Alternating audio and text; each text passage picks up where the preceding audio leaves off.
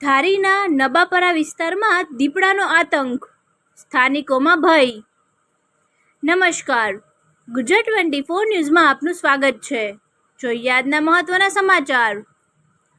ધારીના નબાપરા વિસ્તારમાં છેલ્લા 4 દિવસથી દીપડાના આટાફેરા જોવા મળતા સ્થાનિકોમાં ફળફળાટ ફેલાયો છે. એક સ્થાનિકના ઘરમાં દીપડો ઘૂસી જવાની ઘટના બાદ નગરપાલિકા સભ્ય બાલાભાઈ વાડદોરિયાએ વન વિભાગને જાણ કરી હતી.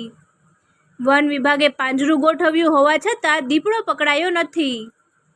બાલાભાઈ વાડદોરિયાએ તાત્કાલિક દીપડાને પાંજરે પૂરવાની માંગ કરી છે. તેમણે જણાવ્યું છે કે અમરેલી જિલ્લામાં તાજેતરમાં વન્ય પ્રાણીઓના હુમલાની ગંભીર ઘટનાઓ બની ચૂકી છે, જેથી કોઈ અનિચ્છનીય ઘટના બને તે પહેલાં અસરકારક કાર્યવાહી કરવી જરૂરી છે.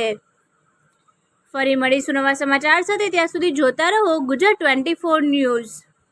અમારી ચેનલને લાઇક, શેર, સબસ્ક્રાઇબ કરી સહકાર આપવા વિનંતી.